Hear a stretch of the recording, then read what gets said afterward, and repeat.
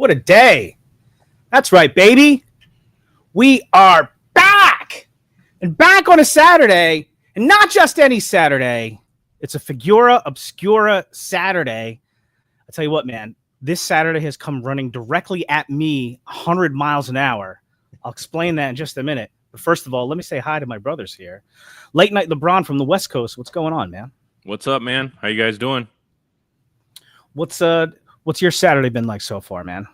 Went to a friend's house the other day. They was selling some extras and picked up a couple new figs that I just, either army build or figs that I didn't have, and grabbed me one of these Elijah figures. And wow, this is a really, really cool figure. So digging that, playing with that, and a couple extra packs of the undead builders, because these are super fun to mix and match parts with. So just like I said, and enjoying a Saturday afternoon with you guys. It's all good.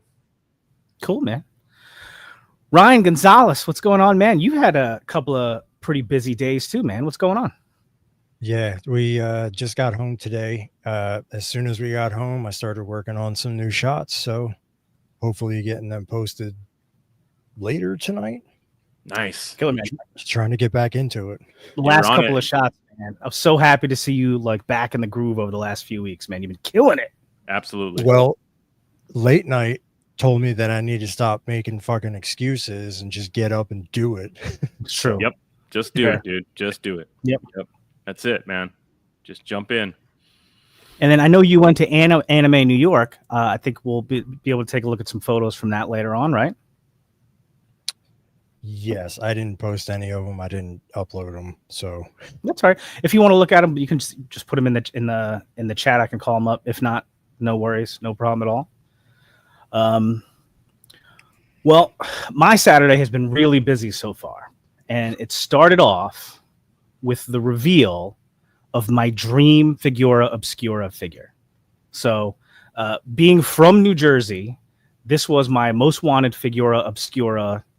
Period. As soon as I stumbled across the idea that this might be like an ongoing thing, which was probably around when the second one came out, when Headless Horseman came out, and this was, all of a sudden like a subline or whatever.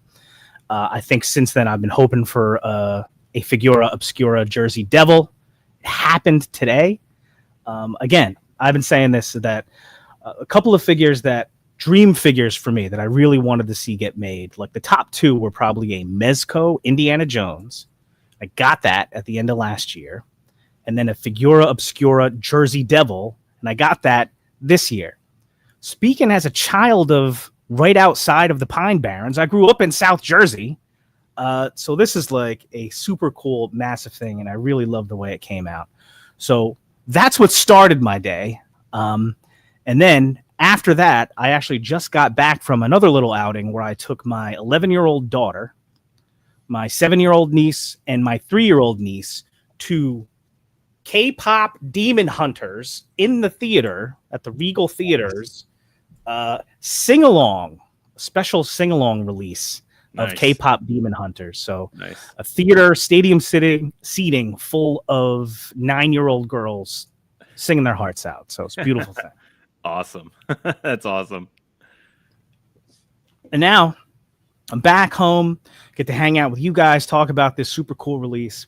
And of course, we've got a couple of very, very special guests who, had a hand in this release to join us today. First up, our friend and yours, Trevor 16 Shooter Williams. Yeah. And he's got the Jersey Devil. What's up, man? What's up, man? How's it going, guys? Absolutely amazing photos today, dude. Thank you, man. Appreciate good it. Stuff, man. Always good stuff. He's fun. He's a fun figure for sure. So Trevor, when you get the figure for the photos, we've talked about this sort of a million times. Do you know anything before you open the figure, or you open it and then like you develop your plan for what you're going to do for the photos? It depends. Jeremy and I will talk sometimes about what's coming up. Sometimes it's a little further along than others. So for this, I knew what it was going to be, but it wasn't too. I'm trying to think, was it too far before it came in? I don't know. Sometimes the Figura Obscuras are planned out, and I kind of know what's coming. But I don't remember how far along I knew before I got this one in hand. And I do some research, try and figure out environments and things like that. But I mean, he's in the woods, so I was like, all right, I think I'm good. I got wood environments. Probably didn't have enough pine trees since it is the Pine Barrens, but there's a few pine trees in there. So yeah, that's about it. It was he doesn't come with a ton of stuff, so it was tricky to try and find some ways to show some full on body shots of him in different environments and stuff like that. I wanted to do another close up, but I could probably just crop one of the ones I got, and it looks good close up. But yeah, he was fun. He was definitely fun. Yeah, I mean, I think the photos look pretty incredible. What say you, LeBron? Thanks, man. Yeah, they look great, and you can't be adding extra accessories that people will complain about later not getting in their package. Yeah, you're not kidding. I had him on the pile of bones, and I added the no. skull that he comes with, but the other skulls were from the. No, that's cool. Like, I mean, if you got the clock, we have the clock in the background of the Jacob Marley, and stuff like that. It's more like if they're interacting with something or holding something, then all of a sudden it's like, oh. Is the figure come with that? I'm like, no, it's just part of the set. You know what I mean? Exactly. Doesn't come with the rocks, doesn't come with the trees, doesn't come with the clouds, doesn't come with the, But if it's gotten in his hand, then it's like, we probably shouldn't do that. So exactly. Then you have to sit there and explain yourself all day. Yeah, this big incident was a learning experience. So yeah, we don't do that anymore. Yeah. Cool. All right. Well, the special guests don't stop there.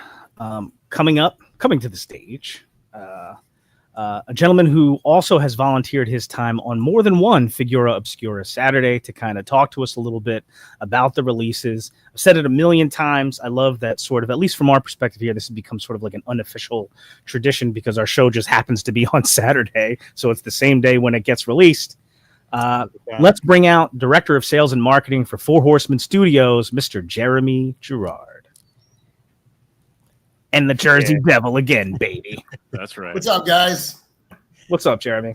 Man, Thank you for having me as usual. I love this. Love this that this has become part of the tradition of Figura Saturdays. It's just like the reviews that Dorklier gets to do at the start of the day. Kind of, there was a very organic way that became part of the process. This is very organically become part of the process for me as well, and I always look forward to it. Yeah, it's awesome, man. And we thank you again for some of your time here. I know a lot of people will want to hear what you have to say, sort of about the release, how it came to be, your thoughts on it, where it fits into the pantheon, the Figura Obscura. And this day keeps growing, man. Like it keeps. I feel like it keeps growing because we've got, Friday we get the tease, right, and then that's. Starts a bunch of speculation online and all the different cabal groups. And then, it's been more than a few times now. Trevor will do his own little live stream in the morning on Saturday, which I love either being on or watching. And that's sort of like another little tradition now to kick off the day. And then when that's over, everybody watches Bill's review and the day kind of goes on from there. Yep. It's like Christmas Day.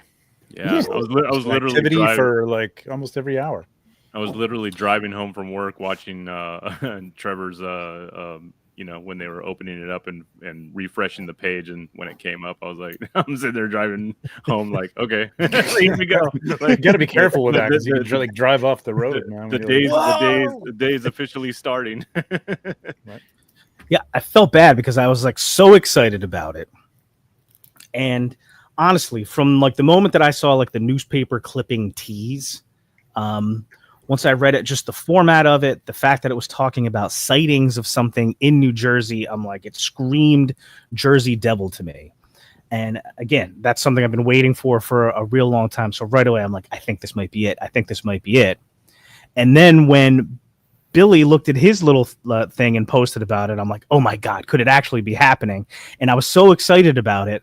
Like this morning, I was like, in the back of my head, I'm like, oh, wait a minute, what if that's not it? What if that's not it? And I better make sure to say that, listen, I'm pretty sure it'll be cool no matter what, but I'm glad that it ended up being what it was. It's funny, Jonathan, because I don't know if it was earlier this year with the Ganesha release or if it was one of the ones before that, because again, I do this with you, the last number of drops, but you mentioned that the Jersey Devil was your most anticipated possibility for Figura Obscura. And whichever live stream we did it on, this was already in development at that point. Like I already knew this was coming when you said it, and it was all I could do to like hold it in, or after the show not be like, just send you a little cryptic like, dude, you're going to be pretty happy down the road. Don't worry about it. You know, I had to just button up and not say anything. So there was definitely a payoff here.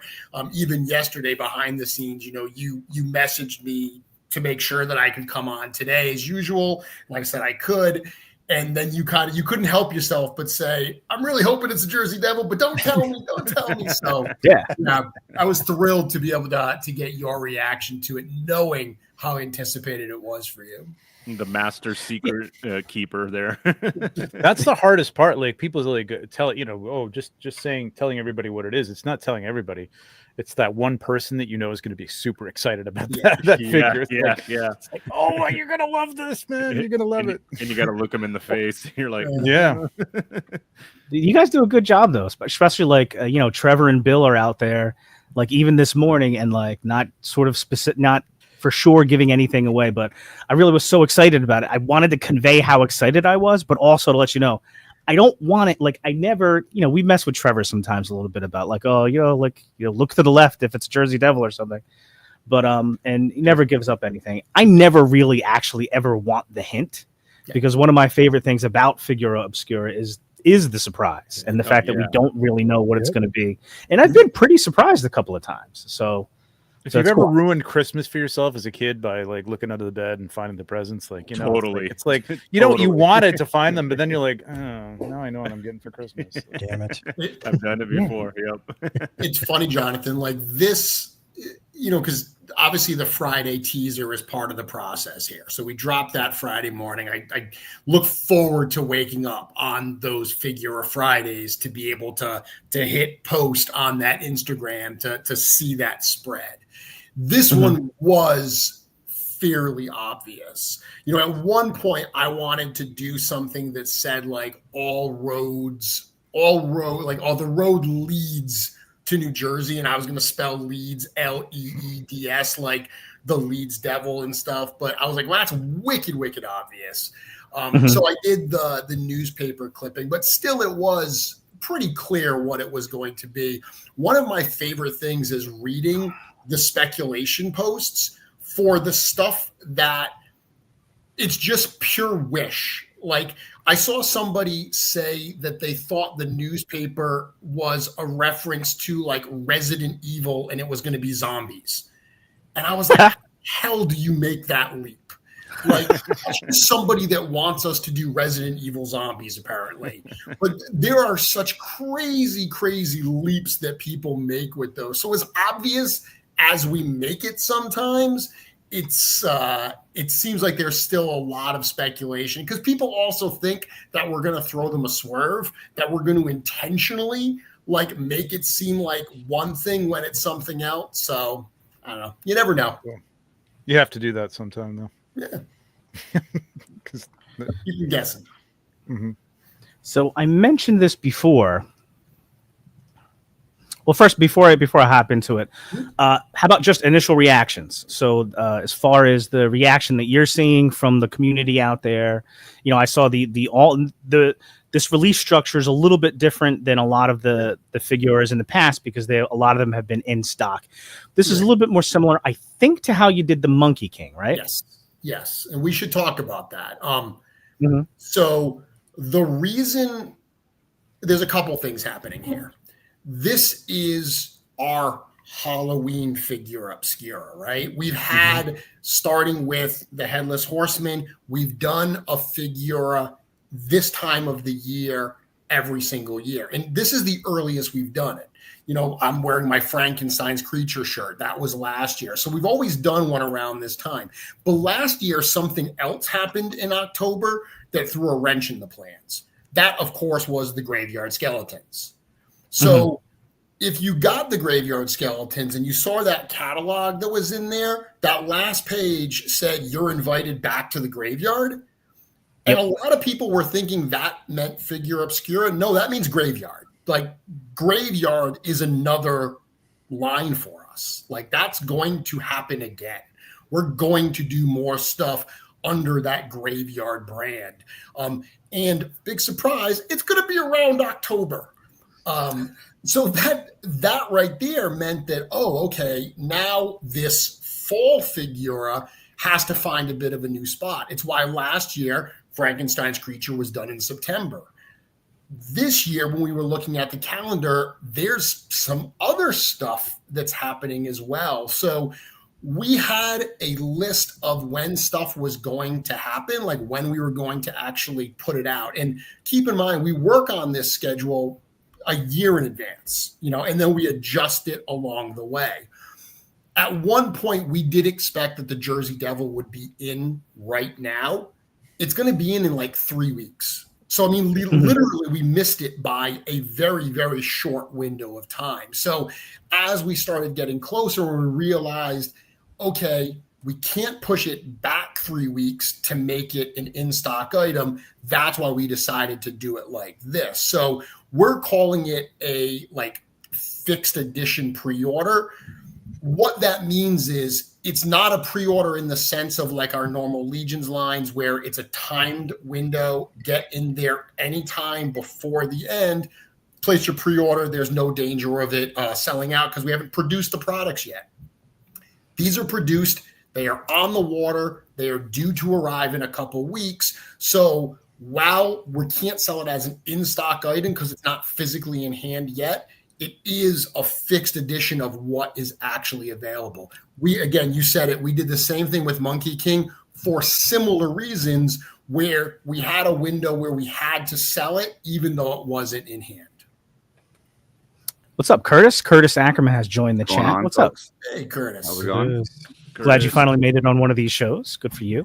Yeah, It's nice to see you again. It's interesting to be on this Wow. YouTube stuff. I'm not sure how all this works. Curtis, any initial reactions to the Jersey Devil release? I think it's amazing. It's got a very cool, unique look to it. I love the lankiness of it. The incorporation of parts that already existed as well as new stuff was just, it's fantastic. And I think from a customizing standpoint, like I look at it and I'm like, man, there's so much gold here. Like, including getting the first double jointed stuff in hand. Like that's going to be very interesting to have. So yeah, there's a lot to play with. And it'll be fun to explode it.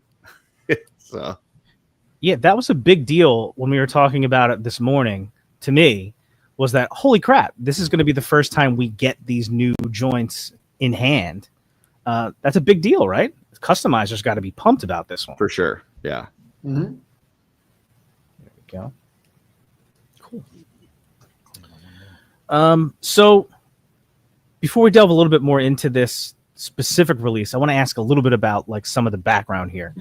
I've mentioned a couple times already on the stream how big of a deal this release was for me, something that I specifically wanted and, looked forward to as a child of New Jersey and the area where the Jersey Devil legend sort of like came to be. And with the studio in New Jersey, as soon as I knew Figura Obscura was going to be a continuing thing, in my head anyway, I was like, wow, well, like the granddaddy of them all, or one of them, as far as a Figura Obscura release for the studio, has to be the Jersey Devil, because they're in New Jersey and everything. But I don't know that anyone actually ever said that from the studio. So I guess my first question, Jeremy, is how did the studio view doing a Jersey Devil? And was it, every figure is special type of thing, but like, was there anything specifically attached because it was the Jersey Devil character? Well, we've known we wanted to do cryptids in the line since the very beginning. Once we first started marketing Figura Obscura and we started to explain what Figura Obscura was, we said these are characters from literature and folklore and holiday traditions and mythology. And we said cryptozoology. That was something that has been in our language since the beginning. So there's a lot of really cool cryptids out there that we know would be very, very cool in toy form. There have been, there's like a number of like Bigfoot type characters coming out somewhat recently, it seems. But across like the whole gamut of cryptids, there's not a lot of great cryptid toys out there. So it felt like really ripe that was an untapped, kind of theme that we could do. So then it was just finding the right spot to actually put it in. I mean, this is only the 12th Figura Obscura figure we've released. I mean, that's the size of a large Mythic Legions wave at this point, So we've only been able to tap into a certain number of things across the years. So we knew we wanted to do a cryptid. When we started talking about which one to do, I'll go on record. The Jersey Devil is one of my least favorite cryptids. Like, it would not have been the one that I would have picked, but it was absolutely the right one to start with because the studio's in New Jersey. We do so much in New Jersey and in the tri-state area that doing any other cryptid but the Jersey Devil would have felt like we were like swerving just for the sake of swerving. This was the obvious one to do. And while a lot of times we don't do the most obvious thing first, we kind of leave that for later. This is one that, even from those early discussions, it was like, yeah, the Jersey Devil has to be the one that we do. And, I don't think anybody had like a really crazy connection with it. One of the members of our studio, Dan, since we decided on this, he's been doing a play called The Devil in Daisy Dirt, where he actually has a Jersey Devil costume that he wears in the play and stuff. So there is a connection that way. But, ultimately at the end of the day, this was all about, we want to get cryptids into the line. This is not the last cryptid we're going to do. We absolutely want to do more. So I've seen some comments today, people saying like, hey, if this is going to be an ongoing thing and this is the first one, I'm way more interested than if this is a one-off. And I've been answering that by saying we absolutely will do more cryptids in the Figura Obscura line.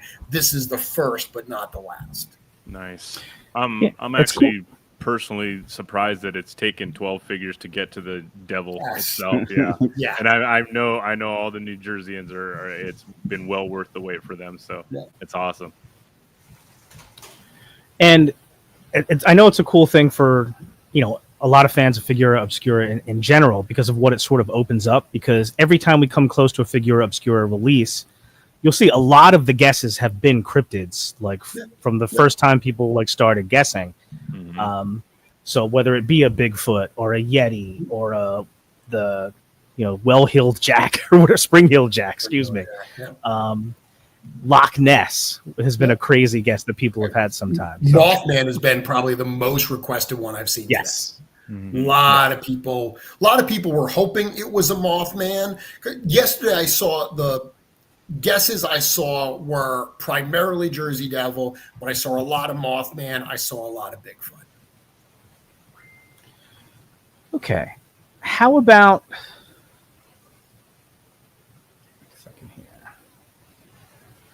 the design itself? Because with a character like the Jersey Devil, there are a number of different sort of like versions that have, been sort of bandied about throughout the years. I mean, there's typically some type of lanky body and, a horse or a dragonish type head, wings, stuff like that. But after that, it can go in a lot of different directions.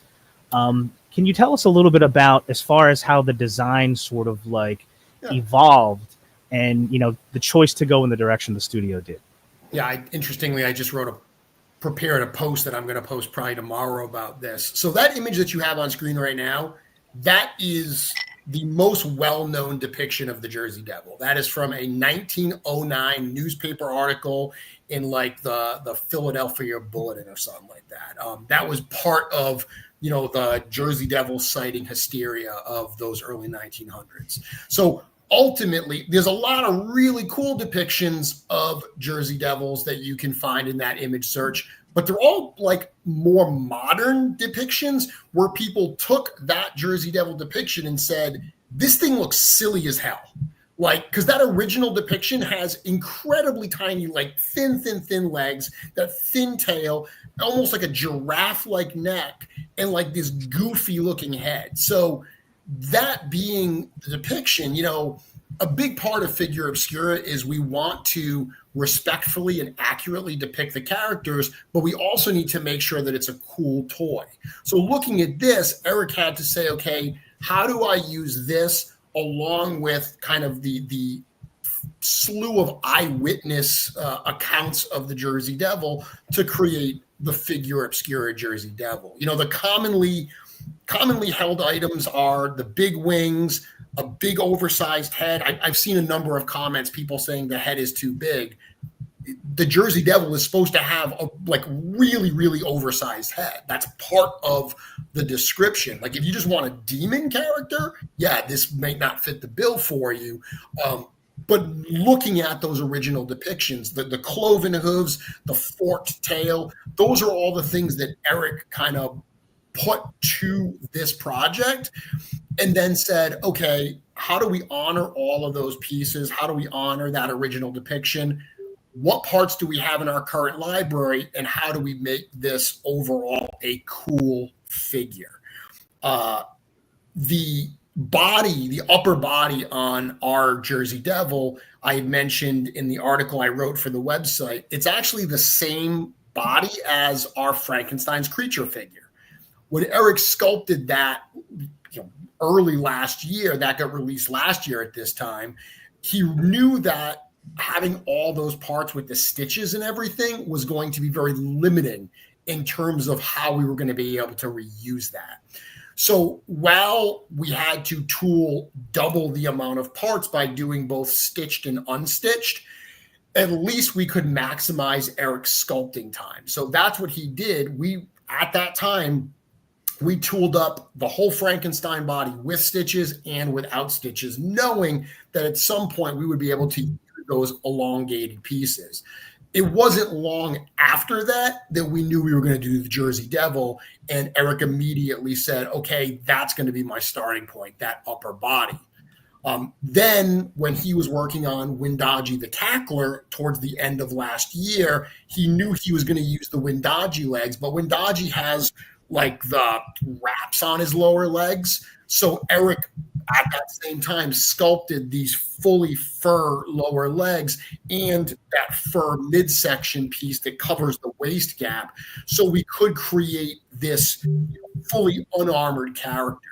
I've seen a number of people today comparing this to Krampus, and it's a great comparison because Krampus is very much like what Figura was for that first release, where the character has armor on. Krampus doesn't wear armor, but at the time, the whole idea with Figura was we're going to, use very few new parts and make use of the existing library. Well, this makes use of a lot of the library. The library has expanded so much that we can do something like this and not have to compromise and armor up some of the parts. So ultimately, the design was, again, that combination of how do we honor the original, how do we just make a badass, cool-looking toy, and how do we leverage our existing parts library to kind of make some of this stuff happen. Yeah, and that was the thing that really jumped out to me when I saw, it popped up this morning, put my order in, then took a look at it like we all say we do. And the thing that jumped out at me is like the figure screams Jersey Devil, but it definitely is definitely more badass, like kind of to your point, like some of the classic designs that you've seen throughout the year. Some of them look very weird because it doesn't, like, the lower half almost looks like a bird, and it's like almost as much weird as it is like scary or anything like that. But this guy is an absolute badass. So I love sort of this take on it. And when you read some of the accounts, like, there's one account from, I don't know, the 1980s or something, where like a farmer found like a bunch of his livestock with like their backs ripped apart and shredded and stuff. Like that newspaper illustration is not the type of creature that you can imagine tearing like the spines and backs out of cows. But this character, you absolutely can imagine doing that. Like, this is a monstrous beast. Okay. Welcome, Bill Dranowski. Just joined us. How's it going, Bill? Thanks for swinging through. Yeah, sorry, I was running a little behind. I was trying to make it on time, but I'm here.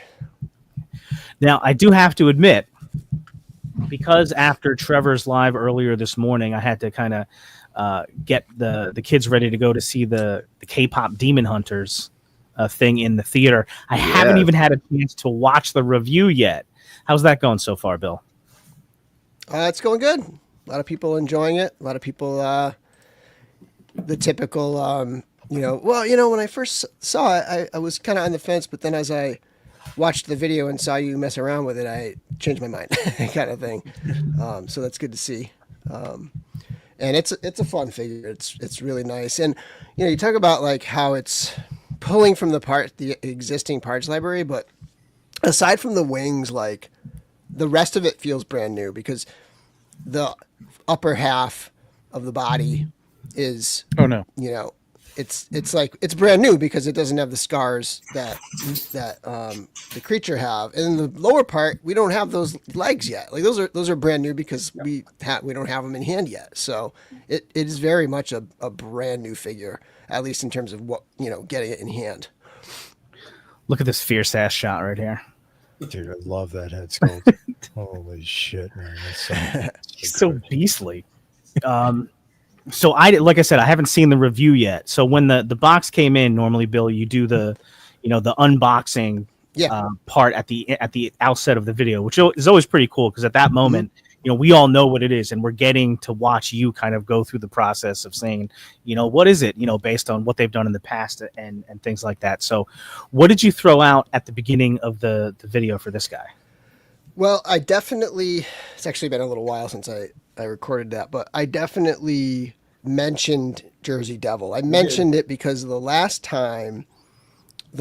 one we did, it was the first Figura since they had said in the pamphlet, and it was very like clear in the pamphlet that it said like cryptids are coming kind of thing. And so I was trying to throw out some cryptids, and I had thrown this one out there as an obvious prediction. And then so I just kind of came back to that. I circled back to that, it being like Halloween and stuff. So that one, but I think I was kind of like hung up on the literature, and I went with Dracula this time as like my main prediction. And then what else did I throw out there? I think my yearly, every year I throw out Red Riding Hood and the Wolf. Yeah. But yeah, it's funny. I was talking to somebody, I think maybe it was Jesse, because Jesse sort of had like a knack for sort of guessing some of these. Yeah. And so, I told you, I had thought it was the Jersey Devil just based off the newspaper clipping. And I was like, well, what else could it be? And Jesse had mentioned that he was thinking, I wondered if werewolf would have been a possibility. And a lot of times we'll look at, all right, what other parts have they sort of revealed in other lines recently that could pop up? And, those legs make you think, maybe a werewolf. And I was like, I would have thought werewolf too, but I can't see them doing it on the heels of Einsamal, right? After just having revealed a werewolf, that they would then do a Figura werewolf. Any thought as far as that goes, Jeremy? Or is that sort of accurate that you might not do something like that where it's like we released a werewolf, now here's another one? Yeah, I mean, we would certainly avoid that. We don't want to do two things right in a row like that. I mean, Garmer was kind of the big exclamation point on the Einsamal wave. Of course, Burris was the best figure in the Einsamal wave, but but no, we don't want to do something like back to back like that where we're repeating ourselves. I mean, the thing is tough too with a werewolf, and I've seen a lot of people suggest more generic characters, and like never say never, but thus far we've avoided that type of stuff in Figura Obscura. Like, we're not going to do a ghost. We're going to do a specific ghost or whatever. Mm-hmm. And when it comes to like a werewolf, outside of what Bill just mentioned with Red Riding Hood and, the Big Bad Wolf or whatever, I don't know, like, there is no werewolf that at least comes to mind that is like a famous werewolf from literature or something. The big bad one. Well, that's what I'm saying. But is the Big Bad Wolf even a werewolf, or is it just an anthropomorphic wolf that blows down pigs' houses? I don't know. I think you Never make explained. it so that it transforms into grandma, like so that you have grandma, and then the wolf comes in and eats grandma, and now the wolf is there. Yeah, I mean, and that's again. Yeah. Certainly fairy tales and nursery rhymes and stuff like that, that all falls under the Figura umbrella. But yeah, to answer your question distinctly, Jonathan, or succinctly, we wouldn't want to do something back to back like that. That's too similar. And this stuff gets planned out well in advance. And there have been things that we've done where we've literally moved things around because they're too close together. That makes sense. Yep. Bill, what about I know you in particular have had a connection with some of the Figura releases that are tied to, some type of literary work. This is the first character that's come out so far that, is really just a straight cryptid character. I guess the closest would probably be maybe Krampus, who is, involved in like folklore, but in his own way is something of a cryptid too. What was your reaction to getting the first one of those types of creatures in this line? My reaction was that this was the total like quintessential Four Horsemen subject matter. Like this is the monster. It's all sculpture. It's, very, very, very tightly focused, right? Like there's like, I love cloth goods, but there is something to be said about like pure sculpture piece. There's no peripherals really. Like it's all focused on this, like this body and head sculpt, right? Like this whole creature. So that, like, to me, that just screams like Four Horsemen wheelhouse kind of stuff. Monster sculpts. Ryan, you mentioned earlier that you kind of didn't see that they'd be doing a Jersey's Devil at this point, or at least so soon. So what were your initial thoughts when you first saw this guy today? So I watched the review directly after Trevor's live, and dude, top to bottom, I love this figure, especially this open mouth head sculpt, and then Trevor's photography with showing the translucency of the wings. Man, I cannot wait to get this in hand. The wings are awesome. The wings look great. Really, really cool.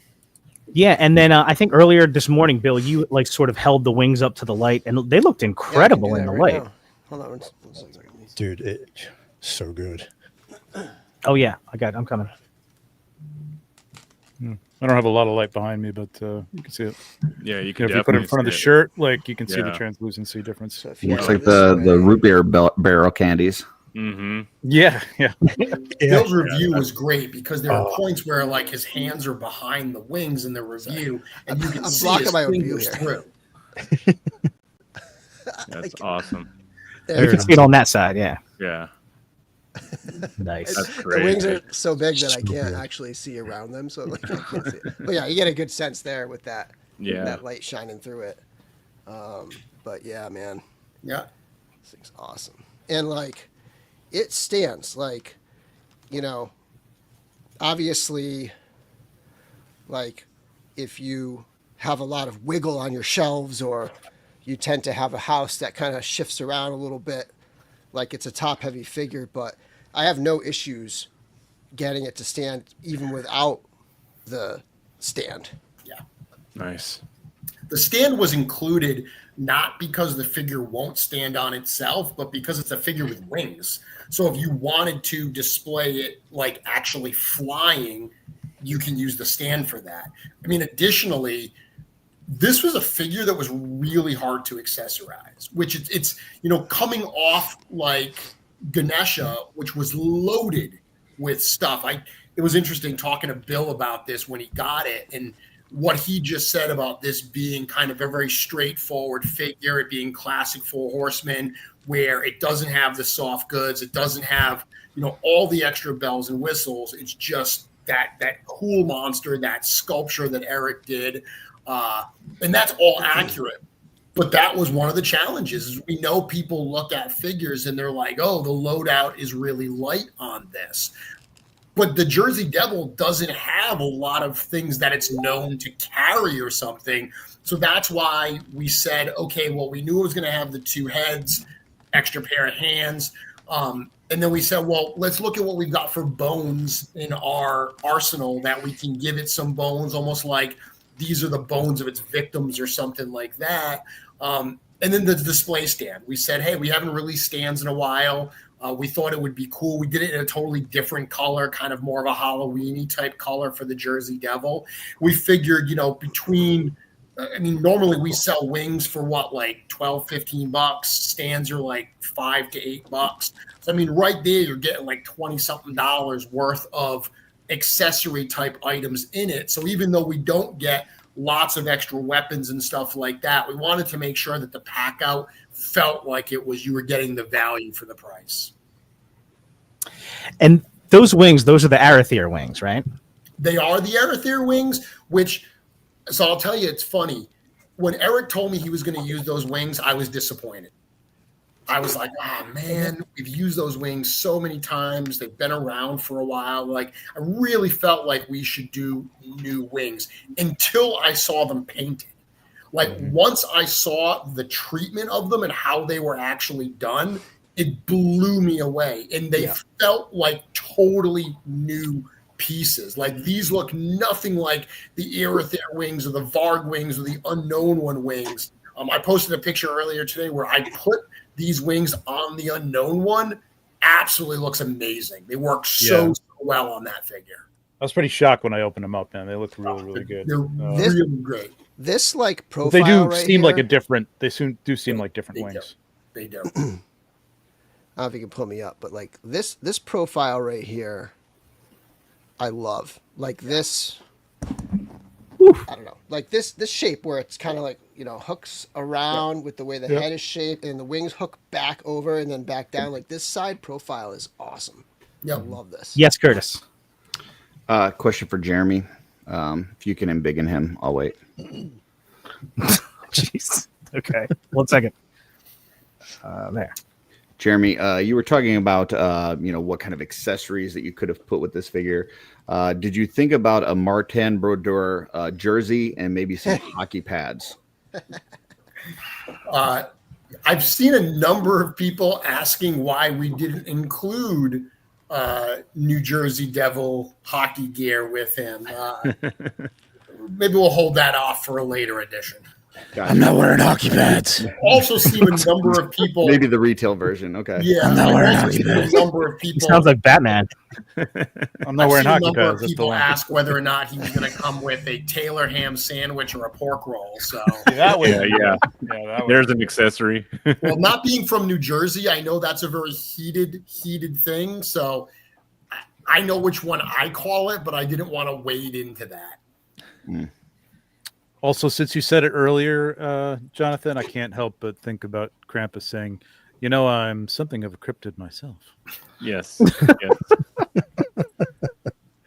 Actually. I did like the part of Bill's video where he kind of talked about, if Krampus was made today, like, would it resemble something more like this? Like, would we have something a little bit different? And I think that's interesting as like the line kind of progresses and, things change. I mean, you've already seen, we've done a lot of revisiting of characters within the Mythic Legions. It'd be interesting. I'm sure you guys got a list a mile long of Figura Obscuras to do. But it would be interesting to see if that ever happened to where you revisited a character like that. Those first 3 figures, being Krampus, Headless Horseman, and Father Christmas, I absolutely think that if we were doing them today, they would look genuinely very different than the figures that we got. And that being said, Headless Horseman still, for many people, is their favorite Figura Obscura. They absolutely love that figure. But just even something like the lowered leg armor, not something you normally see depicted on the Headless Horseman, but it's what we had available at the time. So those 3, I think, would absolutely. After that, once we get to Monkey King, that's really where I think the shift happened, where Eric was just like, no holds barred. I'm going to sculpt. If we need a new part, if we have a part in the library that's close but not there, I'm going to sculpt the part that gets us all the way there. Yeah, I think if that was the case, we would have seen those new leather boots on the Headless Horseman. Yeah, yeah, for sure. I do, like I was surprised by the whole, Frankenstein's torso, but like took the stitching out and had it like that was surprising to me. Like when I first saw the Frankenstein's creature, I was like, I thought we'll see this part eventually down the road, but it never occurred to me that it may be a modified version of that you also tooled as well. I think that's great foresight on your guys' part. And it looks great. It looks fantastic. Thanks. Jeremy, how about with the more recent Figura Obscura releases? We've gotten like a little booklet or a little pamphlet that has like either a sort of the history behind the character, or for like Mask of the Red Death, you had the actual literary work. Again, I haven't seen Bill's review yet, so can you tell us a little bit about what went into what you would include for this character? Because there's a lot of different ways you could go. Sure. So this is actually one of the smaller books we've done, because it's not based on the ones that are based on literature are a lot easier, because we can just pull either with the Christmas Carol ones, we put like whole like chapters in, with some other ones we can put excerpts or whatever. With Ganesh, we did a series of little stories. This one, there was really nothing like that to pull from. So all we could really do was put a little bit of the history of the Jersey Devil, which I will say, I didn't know a ton about the Jersey Devil. Like, I knew the character, I knew what it looked like, but I hadn't really dug into the history and the lore of the Jersey Devil until this project. And it's crazy. Like, some of the stuff, the whole, if you read the website about it, there was this whole thing where the Jersey Devil is associated with the Leeds family that were like these like pre-Revolutionary War Quakers in like, that area of southern New Jersey. And the patriarch of the family, Daniel Leeds, he published an almanac. A lot of like his fellow Quakers didn't like him because of his political leanings and the stuff he was publishing. The story goes that he passed away and he passed on the almanac business to his son, Titan Leeds. Titan Leeds actually had a bit of a dispute with Benjamin Franklin. It's crazy how Benjamin Franklin came back into the Figura Obscura story after last year when I showed kind of like the key for Frankenstein. I showed the lightning from Frankenstein. I showed the key up there, and people thought it was Ben Franklin. And then here we are a year later, and there's a Ben Franklin connection. I still think it all leads to Ben Franklin. There's got to be a Ben Franklin. I still think you should have used some kind of little Ben Franklin clue on this one to get people thinking Ben Franklin again, and then reverse it back into the Leeds Devil. Oh man, that would have been diabolical. Goes that Titan Leeds had kind of an argument or he was going back and forth with Benjamin Franklin, and Benjamin Franklin decided to publish something announcing or prophesizing that Titan Leeds was going to die like that year in October or something. When Titan Leeds didn't die, Benjamin Franklin doubled down on his taunts and said, no, he actually did die, and there's now a ghost that's publishing the almanac. So this was like this weird, pre-Revolutionary War kind of punking each other through their almanacs. But it's just this weird history of how this stuff all gets wrapped around this Jersey Devil lore. And then, the main story is just that it was the 13th child of someone named Mother Leeds. She cursed the child. It was going to be the devil. Once it was born, it was a creature, and it flew up the chimney and disappeared into the pines of New Jersey. And that's where it lives to today. So there's all this cool, weird lore. And the booklet that comes with it covers a bunch of that stuff.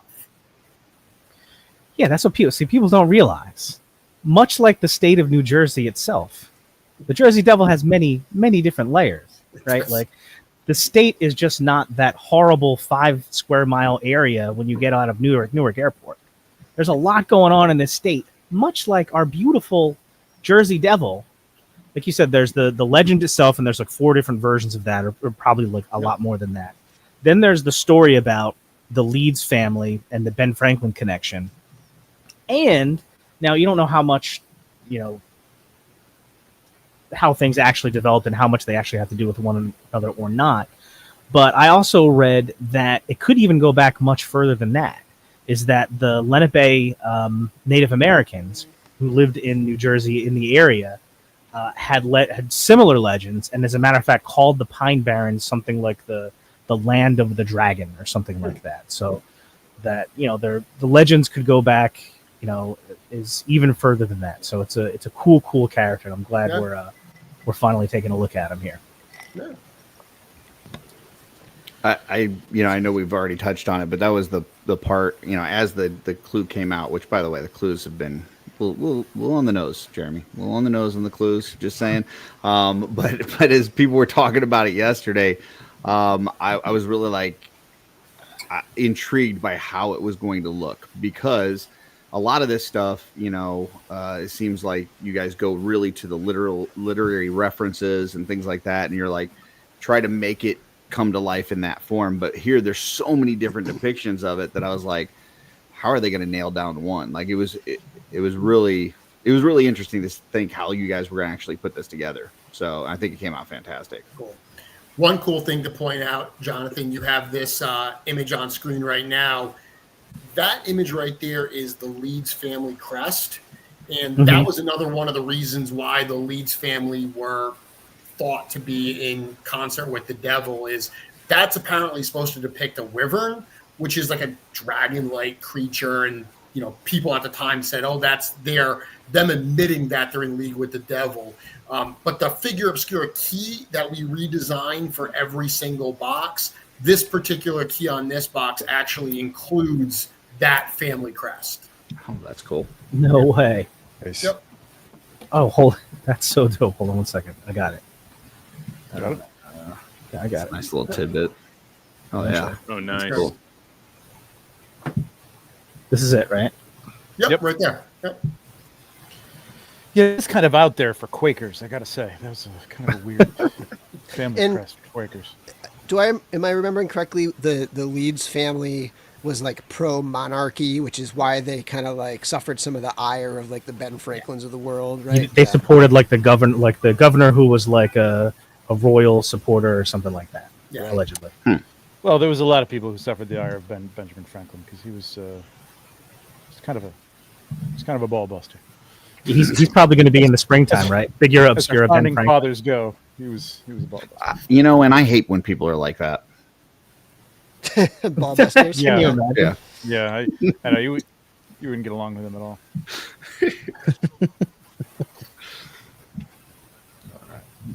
So what about?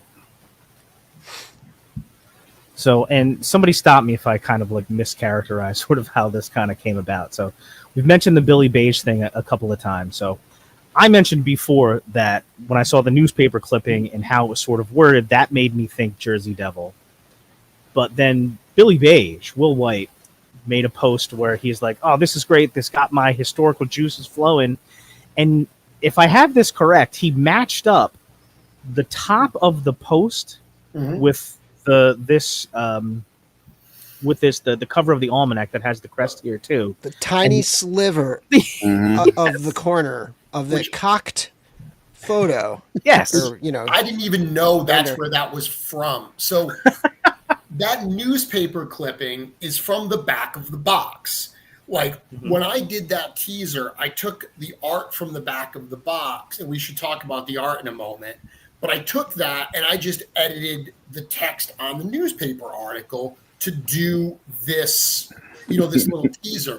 I didn't realize that Tom Tolman, who did the art for this box, that what in my brain was just kind of the masthead of the paper. I didn't realize that he had used the design from the Leeds family crest from the almanac for the top of the masthead of the paper. So when Billy pointed that out, I think it was awesome. Even if I would have known, I still would have done it. But it was actually a surprise to me as well.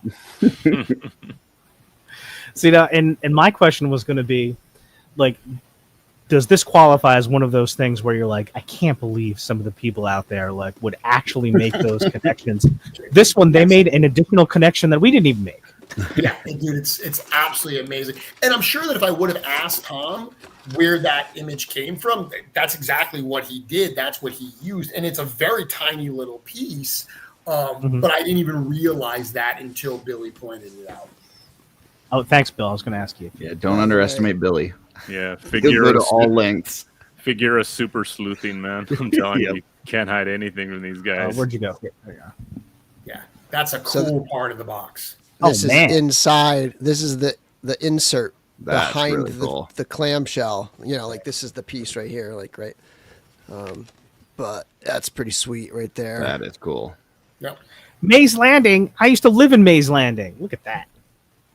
See that? Maze Landing underneath Hamilton? It's gone now. There you go. There you go. Sorry. Can we, Jeremy, can we possibly put a halt on the bot? Can we send the ones that are on the water back to the factory? And can we insert like Hedgehog's childhood home and like put a little dot or a little hedgehog like right there and say Hedgehog's childhood home? I think everybody would love that. And they would not mind at all waiting another 11 months to get it. Maybe you can send it to Tom and he can remark a little hedgehog into there. I'm not sure about the Hedgehog's home, but is there a spot on there that marks like the studio, like where the studio is on? We put Little Falls on the map. Nice. Yes. So, those are actually, so Tom did that. So I keep saying Tom. This is the first Figura Obscura box that Nate Barch did not do all the artwork for. When we are doing more new art at the studio than we've ever done. And Nate is our one full-time artist. So he's just completely overwhelmed. He had a number of different deadlines and projects he was dealing with at the time that we also needed to get the Jersey Devil box done. So Tom Tolman is an artist that Nate knows that we've been working with for a few years. At first, Tom was just doing like some packaging layout stuff for us, just like replacing bios. But Tom actually did a bunch of the painting on the Necronominus wave. So the Sir Uxak painting, the painting of Beradak on the All-Star 6. Actually, even that shot, that painting of the Crown City of Etheros, that was Tom Tolman. And Nate does work on all of them as well. He takes Tom's stuff and does a little bit of final work to wrap it up. But Tom's someone that we like very much and is already was working with us. So he was a natural person to rope in for the Jersey Devil box. Nate did some concept sketches. So Nate did some rough sketches of like the shape of the Jersey Devil and the placement and things like that. Nate also did the like frontal shot. Like if you look at the two pins, there are two different pins. There's like the straight up front shot. That's Nate's artwork. And then there's the side shark that's on the map. That is Tom's artwork. And interestingly, for the pins, Pat Busey, who's from the Glios community, he's the one that sketched, that actually took their original art and redrew it for the pin art. But Tom did all of that. He did that map. He found all the different places that there are supposedly Jersey Devil sightings, and he put them all on the map. And then when we saw it, we loved it, but we said, hey, let's also add Little Falls, because there's clearly going to be a lot of Jersey Devil sightings in Little Falls pretty soon. And that, of all the backdrops, you know, the folded inserts, of all of those, this one to me is the most frameable. Yeah. Because it's like a document, right? Like so a document would tend to have folds in it, right? So even framed up, it's going to look awesome even with those folds. That would be a good poster, though. It's big big print, too. Yeah. Because the Jersey Devil box is like deeper the way that the Ganesha box is, those two side panels end up having a lot more space on them. So it ends up being a bigger document to frame. Yeah. So if anybody wants, would like, please feel free to bring your Jersey Devil when you get it to Legion's Con. I'll be happy to initial and mark where the Hedgehog childhood house is on the insert from your figure. So that's no problem. Just track me down. I'll be there. Real quick, I also did want to do a giveaway. Sure you want those lines? It's What's about 17, a little over 17 by 11 inches, for anybody wondering. They Hey, sell 11 is perfectly frames. frameable. Yep. Yeah, they sell frames made exactly that size because Mhm. Yep. usually a lot of artists in like artist alleys for like Comic Con sell prints exactly that size. That's usually cool. what I do them at, yeah. Yep. That's So there you go. You get it. I'll draw a little hedgehog on it, right? Draw the hedgehog, initial it, and you get it framed, and you're good. Yep. Good to go. All right. Little giveaway to a thank you to everybody who hangs out with us today. I just got a Four Horsemen Studios order in, actually. And one of the things I got was a Shadow Orc. Nice. Shadow Orc, which was probably the closest thing I had to give away that would be like a Jersey Devil. So that's going to be the giveaway. Hashtag Jersey Devil. Keep it nice and simple. Make sure that I spell this correctly. Shadow Orc giveaway. Just got Hashtag my Jersey shot shadow work. Grunt. Oh yeah, so, Jeremy, Yeah. check out this idea. So, as you know, I was lucky enough to do the reveal for the Relic Guard as a part of the Reinforcements 2 wave, which was awesome, super cool experience. I freaking loved it. Probably my favorite review I ever did. So a couple of weeks ago, when the test shot sales went up, I got myself a Relic Guard test shot. And so here's my idea, right? I think Curtis is going to follow suit here. Mm-hmm. I'm going to do like a shadow box or some type of, like glass framed box with the actual Relic Guard that I revealed and a test shot. Nice. And then somehow I'm going to print out like the thumbnail from the review and like put that like in the middle, hang that up on the wall. That's awesome. Yeah, I'm gonna Tell me take that's a not a picture slice of of fried Jesse gold. and I from inside the review, like just find a screenshot and put that in the middle with a regular shadow work at grunt and then the test shot on either side. Cool. It was Damn it! Now we need a heads pack test shot, man, because that's what we did. We did that. Can we buy all those figures just with such the an heads? important moment in the history of the shows. Like for you as well, Hedgehog. It's just like being able to do that is such a special thing, and yeah, it was really cool.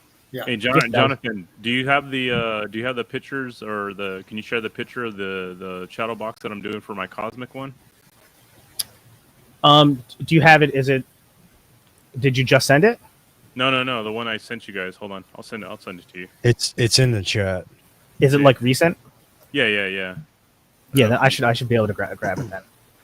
My test shot purchases were along the same lines. The Monkey King I picked up because I wanted to have a Figura test shot, and then I picked up the Gideon test shot because that was the one where I got to sit in when you guys revealed it with Cameron. Yep. Oh no, I have. Hold on a second. That's Sorry. Cool. That's very cool. Ooh, that's cool, Eric. I had not even seen that. Hold on a second. It's not completed yet, but I'm still waiting on Kanox to actually get here. But I had a Kanox that I could use for like size and stuff that I'm doing. Oh, nice. Dope. How cool is Oh, that? sweet. Yeah, I love that. Yeah, What'd you use for the background? just some art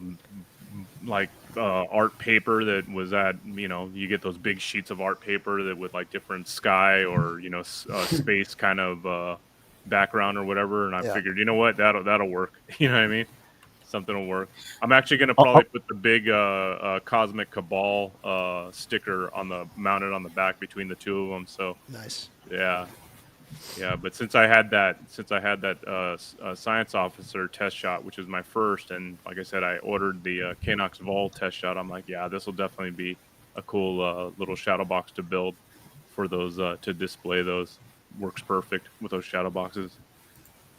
Yeah, I had not grabbed a Canox Vol test shot because I reached my limit already. But I love the Canox Vol figure, and I did have like a cool review story because I was able to do like an early in-hand review from RetroCon. Yep. So I was like, man, I'd really love to have the Canox Vol test shot too. But then I think we were on the show last week, and then somebody's like, they just said the limits got lifted. The limits got lifted. So we all hopped in and bought more test shots. So I did buy one. I did get Canox Vol as well. So you did get the Canox? I did get a Canox test shot, yeah. Nice. Yeah. Heck yeah. And this is Eric. This is the one you did before with the pins, and this is Yeah, cool. You've told this story before about the. This is your first, right? First in hand. That was actually the first Mythic Legions figure I ever held in hand. Was that one? It was a friend of mine's that we had just come back from PowerCon 2019, and he's like, "Hey, have you ever played with one of these figures?" I was like, "No," because like I said, we went to the table and all, but I'd never, like I said, never held one in hand. Actually, the first time I had ever seen Four Horsemen figures, in person.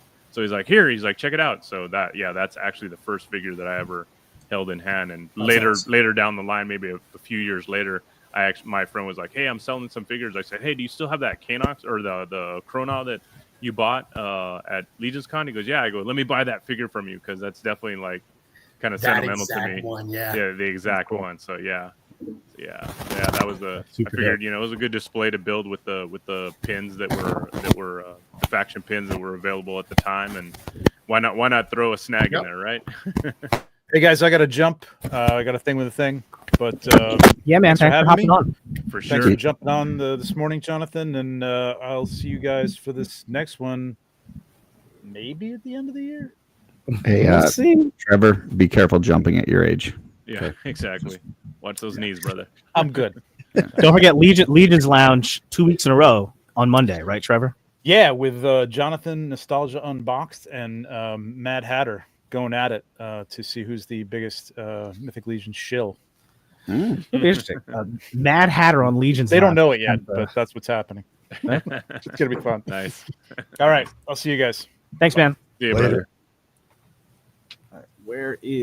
Let's check out where we're at here. Where'd it go? There it is.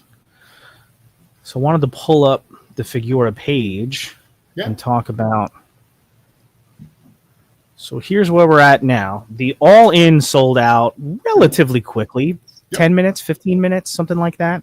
Yeah, 10, 20 minutes, something. But you can still grab the regular single release here, 65. Yep. So you can still get the figure, the mug, and the pin also sold out. So I think we sort of expected that the pin would sell out quickly. But there's the two different. So it's like a 2-pack there of the pins. So and like I said, that the pins are cool because the front-facing pin is a piece of art. It's based on Nate Barch's art. The side view is based on Tom Tolman's art, and the pins were actually redrawn by Pat Busey. So there's, and it's obviously based on Eric's design and sculpture. So there's definitely a lot of collaboration on those. Cool. So I grabbed so far. I went in, did the same thing where I got an all-in right away. I always grab the all-in because I do love the mugs. And I'm always hoping for a ceramic mug because that's what I really want for my coffee in the morning. Pretty pumped about this one. This is the same mug basically as like the Father Christmas mug, right? 100% same mug, which is my favorite Figura Obscura mug. Like, it's actually the only Figura Obscura mug I regularly use is the Father Christmas one. This is the exact, we got it from the same place. It's the exact same mug. Nice.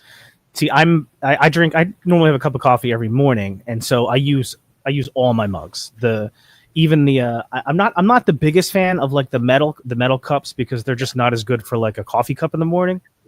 But because I use them so much, I use them. Like they get beat up, and I do what you're not supposed to do, and I do put them in the dishwasher. Like I'll hand wash them the first like 3 or 4 times, and then it's like, just throw it in the dishwasher, just keep going or whatever. So there's a couple more that I probably need to get. Probably should grab an extra one of these. So my perfect mug, based on every mug that we've had so far, would be the Father Christmas mug, but a little bit shorter. Maybe a little bit shorter. Perfect height to me was the Headless Horseman mug. Do you not, and maybe best like extra coffee? Like bigger mug means more coffee. That's a win. Listen, I don't know if we've met in person before, Jeremy, but I am not exactly Big Greg. All right, so I like a coffee cup that's commensurate, so I don't feel like I'm like a dwarf there with my cup. That's all. That's what I'm saying. Okay. But, no, I do love the Father Christmas mug. It's still in heavy rotation. No chips or anything on that bad boy. The finish on it, I think, protects it, even though it's been dishwashed like a million times. And I did grab an extra pin set because I know they always sell out quickly, and I thought that might be a cool like giveaway on the show. And because we it's will. So what we did with the sales drops on this one, we used to do a sale drop in the morning and then a sale drop in the evening. And that worked fine. But then we had all these people that after the day was done, the weekend was done, it would be like a week later, they'd be like, I just discovered this. Someone just told me about this. I just saw a review of it, but then it's sold out. So we kept having to go into our like show inventory to do like a third drop like the week after. So this time we said, you know what? Let's just do one sale drop on the Saturday. We'll put more stock into that. So we had more inventory available in today's stock than would be typical. Then we said we won't do the night drop, but we'll do one next Friday. So we've got one on a Saturday morning. We've got one on a Friday because no matter when we do it, like some people love the fact that it's on the weekend. Other people are like, oh, my only way to buy is at my work computer and I'm not working on a Saturday. So again, no matter what we do, it's not going to work for somebody, but at least by having two different options, hopefully we can cover more ground. So this coming Friday, these are still available, like you said now, but this coming Friday at 11 a.m. Eastern time, we'll do another drop. We'll add more inventory and it will include a small number of all-ins and pin sets. Cool. And you can get everything. You can buy the single figure. You can buy it if you get in early enough. You can get a pin and get a cup. But then you save like I think it's like $5 or whatever, so it's cheaper to get them all. Yeah, you save $7. If you buy the all-in, it was $7 cheaper this time than buying them all individually. And it's a pretty good deal on the mug too, because if you look here on the rest of the Figura page, you can get the Monkey King metal cup, right? That's metal. But then the Ganesha ceramic cup, they're both $20. Yep. The Jersey Devil mugs, sorry? They were more expensive. The mugs are always priced based on what we actually pay for them. So like one of the nice things about that, both the Father Christmas mug and the Jersey Devil mug is they actually had mugs that were in the colors we wanted. So there's less actual print on it, I guess. It just ended up being a less expensive mug for us so we can charge less for it. Nice. I like Brian Brink's comment here. Quote, I can only buy toys when I'm at work. Haven't heard that one before. Brian, dude, if you were in my position, you would hear it all. I hear so many just crazy scenarios about why whatever we're doing doesn't work for someone's very, very specific set of circumstances. It's, again, everyone has unique needs. We can't meet them all, but we do our best to meet as many as we can. Yeah. So then the second drop next Friday, 11 a.m. Yep. Pretty cool because then, like, there's still some people that, even though there's notice about when it's coming out, not everybody is as into this stuff and up on everything as we are. So there's some people that will find out about this Jersey Devil that have already missed out on getting, for example, an all-in. Yep. So this gives them another week lead time. It's a couple hours later in the day. So like on the West Coast, now that's, 8 a.m. You know what I mean? So people will have a chance to hop in and grab the all-in and whatever else will be there on Friday. So I think that's great. Like, Hamilton says here, maybe that works better because somebody might get paid next week as opposed to this week. Sure. Yeah, that factors into it as well. I mean, these are luxury items, right? So if your toy budget is already used up based on your last pay period and you didn't get paid this week, yeah, absolutely. You might get paid next week and that might work for you. So that's why we do it. All right, cool. So is there anything that happened in sort of the development of this figure that was sort of like a funny story or something that was difficult or like a tough decision that had to be made as far as the design or anything like that before the figure came out that you can sort of clue us in on that we wouldn't like otherwise know? Not really. Like I said, this was one that it was on our short list for so long. Like, this is the cryptids and the Jersey Devil were on the list from the earliest inception of the list. So it was just a matter of when. And because we already knew what parts we were going to use, Eric, a lot of times when he's creating a new Figura, he sits down and he sculpts it, start to finish. But this had a really elongated life cycle, because when he did the Frankenstein stuff shortly after, we knew we were going to do Jersey Devil, and he said, okay, I'm going to use this. And then when he was doing Windaji, he was like, I'm going to make the legs that are going to go with that. So it's almost like he sculpted the component pieces across a number of different sessions. And then when he actually sat down to do the Jersey Devil, all he really had to sculpt was the heads, obviously the neck part and everything. And I do think that's when he sculpted the waist cover. Earlier, I said he did it during Windaji, but I think he did it after. That was a little bit different than is typical of these, but it was pretty straightforward. He knew sculpting monsters is Eric's bread and butter. It's what he absolutely loves to do. So this was something that he very much enjoyed getting taken care of. Some of the challenges we've already talked about, how do you make this be a cool toy, but still honor those depictions, that original newspaper illustration? How do we make it so people feel like this figure stacks up value-wise with other Figura Obscuras with these crazy loadouts?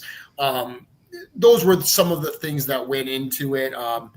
Figure is always a challenge with deadlines, because as much as we try to, get this stuff, all of our Legion stuff, into fans' hands as quickly as possible, and not for nothing, we have a crazy amount of stuff that's on the way.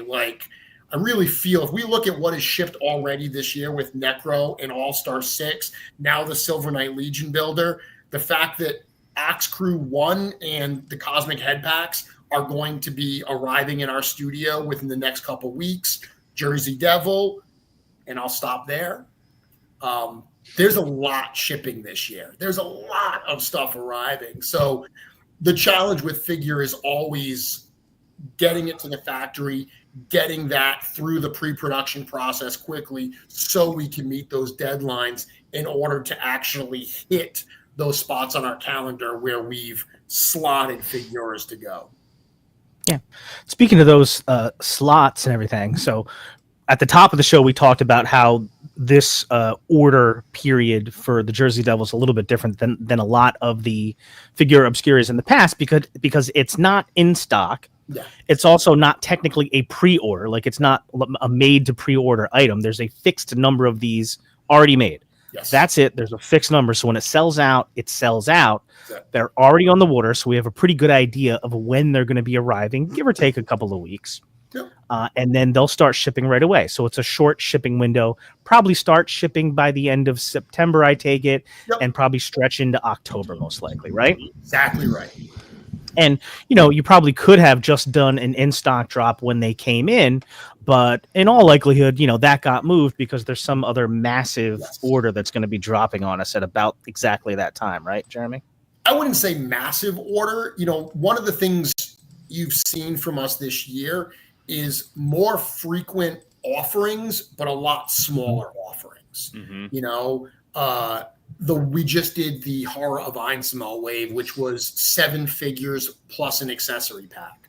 At this stage, that's a large offering for us, as opposed to the other, I think All-Star 6 is 11 figures plus a heads pack, a wings pack, and 2 belt packs. It's 15 SKUs or something in there.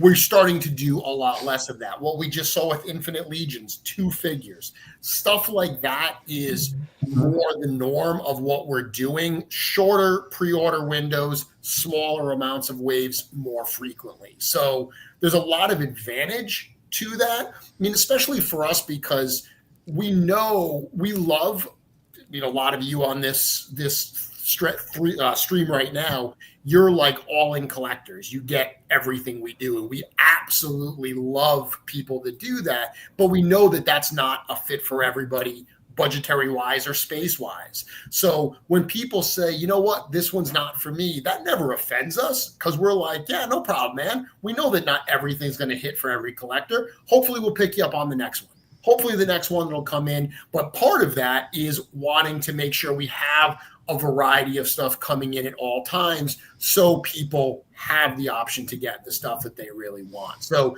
you're absolutely right. We had to push this earlier because we got other cool stuff that we're going to be doing in the subsequent months.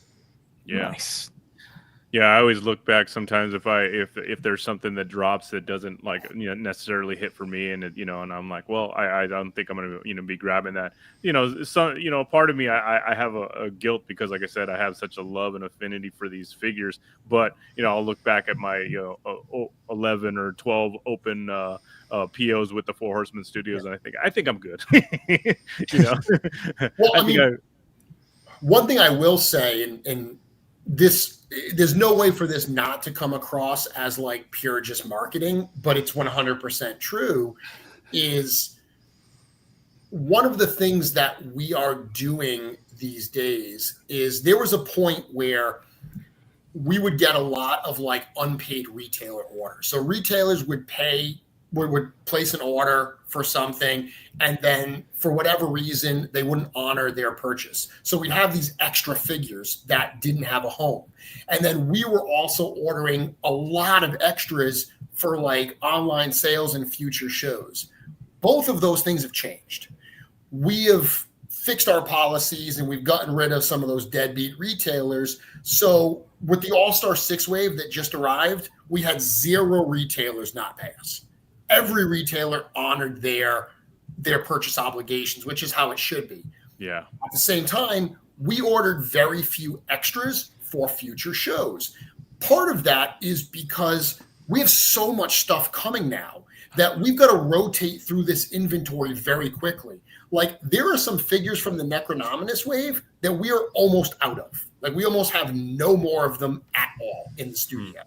And that's the goal, is to be working on the last cases of one wave when that next wave, like All-Star 6, arrives and starts going to shows. So what I've been telling a lot of, our fans is, dude, get in on the pre-order. If you don't want to pre-order directly from us because you have to pay up front, at least place a pre-order with a retailer. Because if you do that, if you don't place a retailer pre-order, there's a chance that it's going to sell out before they arrive. We have a lot of wonderful retailers. The biggest one that everybody knows about is obviously Big Bad Toy Store. Look at Big Bad Toy Store. They're completely sold out of All-Star 6. They're completely sold out of Ashes of Agmendor. They're completely sold out of Cosmic Legion's Oxcrew 2. That's because they placed their orders based on pre-order numbers. People that tried to go in there and order them after the fact went through any additional inventory they had accounted for. So now you're seeing a wave like All-Star 6 arrive, and there's all these people that are like, oh my God, I need a Sir Enoch. Everywhere is sold out. So that's what I've been telling people is like, dude, get in on those pre-orders. Even if you don't have the money to pay pre-order up front directly and get the pre-order savings, at least get a pre-order in with a retailer. So many of them charge like nothing up front or a tiny little deposit up front. That will at least get your numbers locked into the production process. Yeah. Smart. So this guy just showed up, the Silver Knight. Yep. Which I was happy because I actually didn't even remember that I had ordered one along with the book, but I only got one here, and now I'm kicking myself. So that would be like one of those situations where get in on the pre-order if you can, because this was like, wasn't it like this like a $28 figure or something like that with the book initially? Was it at this point 25 even maybe 25 maybe? Yeah, 25. Yep. Is this the kind of thing that could show up as an in-stock item on Store Horsemen, or is it just retailers basically, as far as if you want Silver Knight? Okay. Yeah, we have some of those. So anything that we put on Store Horsemen, like the process is we're going to fill pre-orders first, direct pre-orders first, then it's going to be retailer street date, then we're going to start bringing it to shows. We're going to leave it as show only type stock for a little while. And then if we don't sell out at shows and the inventory starts to like flip and we get new stuff that we have to start bringing in, that's when we'll put it online. So there will be a point, for instance, that we put Necronominus Wave online. When we do, it's going to be the exact same price that retailers charge, because that's what we're charging at shows these days. And I'm telling you right now, some of the figures will never make it back online. We will sell out of some of that wave just through shows before they ever go online. So a figure like that, there's absolutely a chance that it'll be online, but it's not guaranteed. So Curtis over here. you're not going to get any his Enoch yeah. harem. Jeez Louise. Yeah. Well done. You But didn't happen that's- to, you know, happen to like that figure, did you, Curtis? That's why Where's I that? encourage Oh. people, like, go to, like, if you're just getting into the line or just looking to stock, like, it's funny when you talk about a toy collector and like stocking up, like, you know, like on the store, I need to have stock.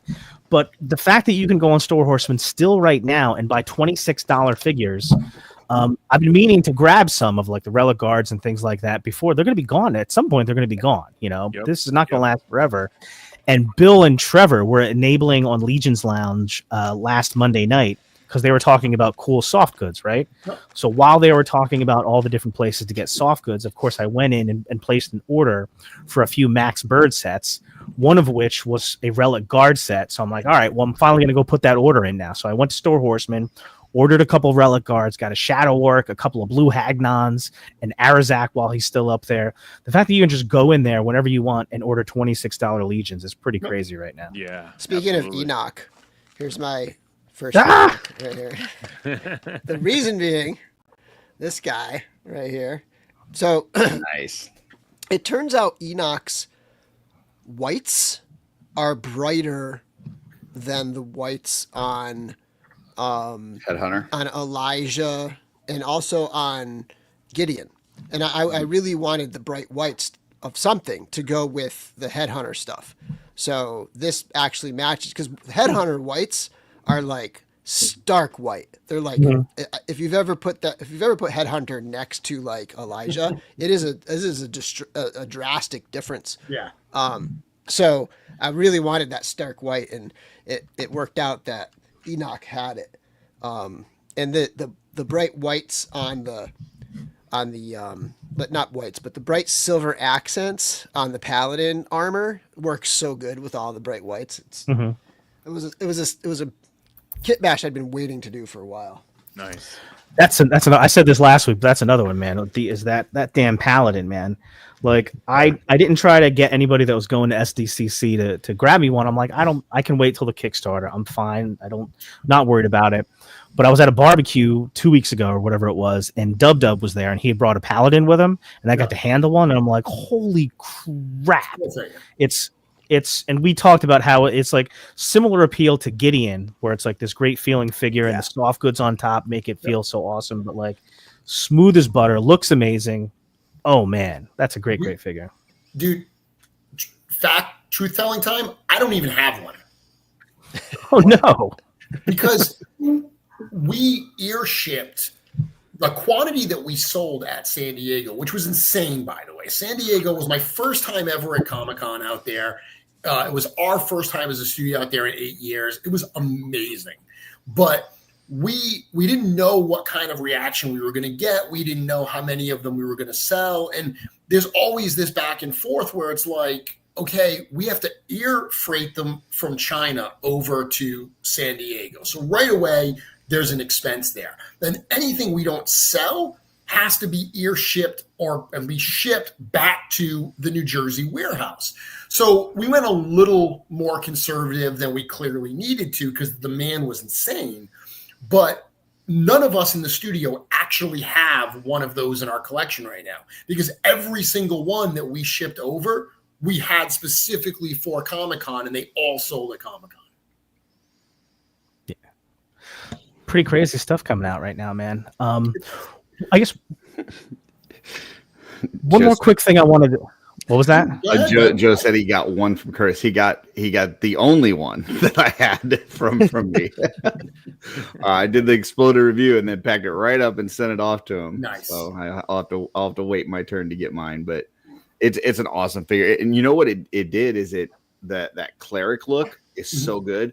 it immediately made me go, I'm going to go grab all these extra Dubon heads that I have from Dubon bodies that I've got, and I'm painting them up to go with the Enox. Nice. Like it's so good. So one last thing I kind of wanted to hit on the Jersey Devil before we leave him is that one little, I don't know, unintended consequence or a sort of a cool thing that's developed, especially since a lot of the Figura Obscura releases have been literary in nature, has been people being influenced or motivated to go check out things they otherwise didn't know about, whether it was checking out the works of Edgar Allan Poe or finding out about the Monkey King or something like that.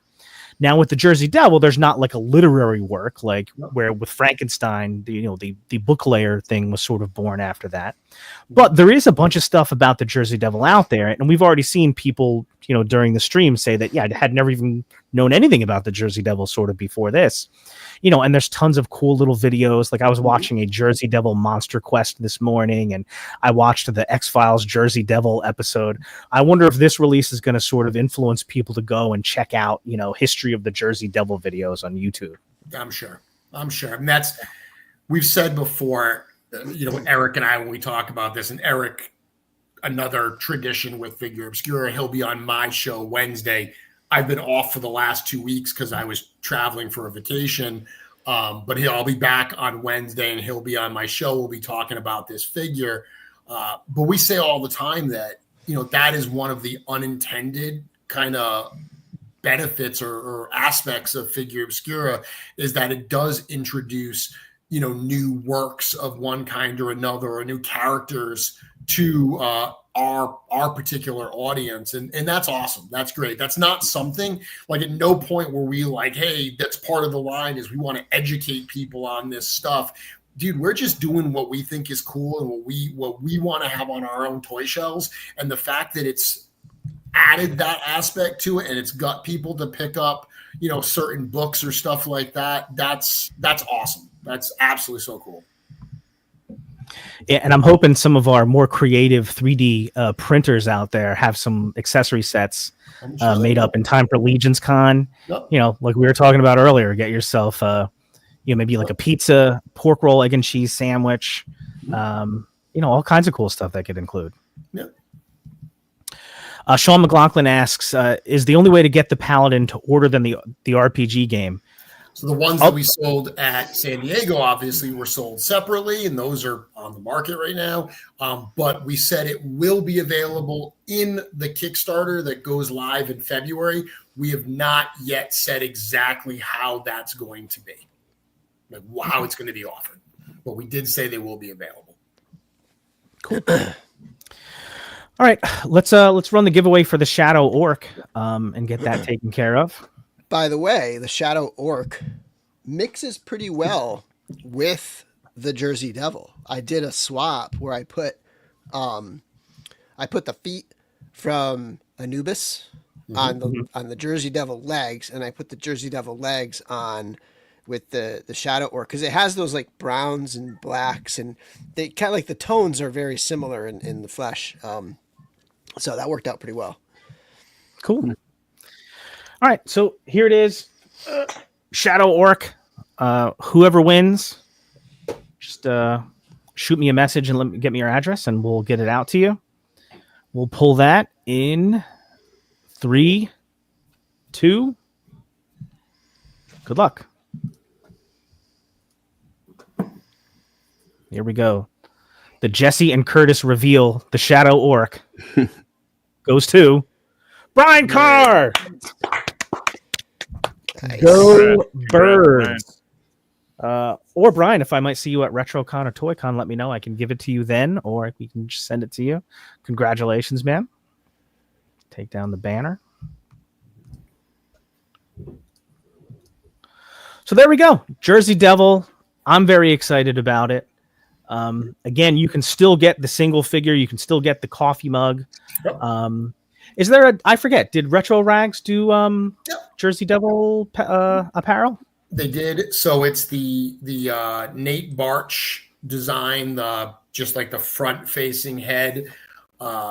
RetroRag switched over to a new platform recently, so they've got a lot more apparel options than they used to. Like, it used to just be shirts, then they added hoodies. Now they've got a lot more variety of shirts and stuff. So they've got quite a few different options for the Jersey Devil design. Nice. You can get yourself like a little hoodie. Yeah. You can pick your color. Oh, there's a zip up. Hold on a second. And it says Jersey Devil. It does. Oh, man. There you go. Yeah, this is a figure that I also think, we have, I saw someone earlier ask, will these be available at Legions Con? Yes, presumably, but nothing's guaranteed. It is available now online. That's your only guarantee. If you absolutely want to add it to your collection, now is the time to get it on the website. We've got the $10 flat rate shipping, so that's going to be your only guarantee. We have put aside a small amount for future shows, but we only bring so much out to any show. So we might bring a case or two of a Figura to a show. Legions Con might get a little bit more, but Legions Con is also a place where there's 1,500 Legions fans that are all there.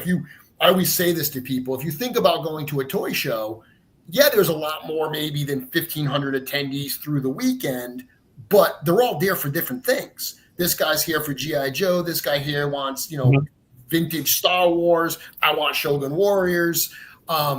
At Legions Con, literally 99% of the people are there for Legions. So the stuff that you may be looking for, everybody else is looking for it as well. That stuff's going to be in high demand. It's going to sell out. So also, somebody had asked me. It was somebody on the West Coast, I think, and they had asked me, "Do you think I'll be able to get this at Legions Con?" And I was like, "Look, it's probably $15 or $20 to ship, or no, it's $10 to ship $10 because it's $10 shipping, right?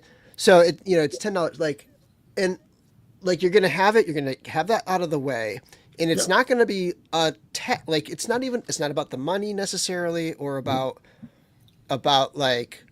anything. It's about this other singular task you're adding to your pile of stuff that you need to do at Legions Con. There's so much to do there where it's adding another thing to it is worth that $10, I guess subtracting one thing off of your list of things to do at Legions Con is way worth that $10. Right. And you kind of have it. And then you're going to be at Legions Con and be like, why didn't I just order that before and just have it delivered? It would be already done. And I wouldn't have to haul this thing back to California or whatever.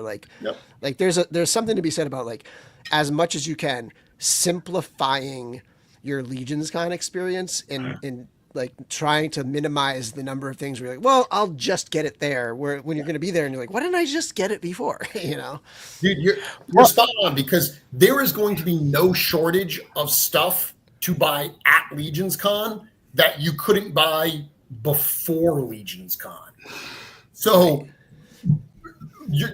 so this is a $65 figure right now at Legions Con, and at other shows it'll be $70 because every time we sell stuff at shows, we have to add in a few dollars to cover the sales tax. So the sales tax that you're going to pay in an online purchase, it's pretty much a wash. You're right, Bill, that the difference is that $10 shipping, but this is a large figure in a large box. Even if you open it up and try to bring it loose, your future Legions Con self will thank you that you don't have to lug this along with everything else you're going to want to bring home. Exactly. And just the, again, just taking one thing off your to-do list so that you can focus on other things and not have this checklist of a bunch of stuff to do is a big deal at Legions Con because it is so busy.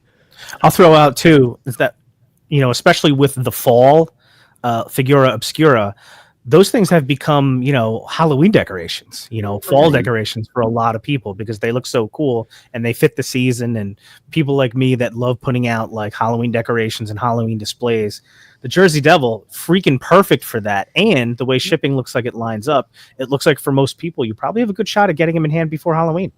Yeah, they should. the timeline that you mentioned earlier was spot on, Jonathan.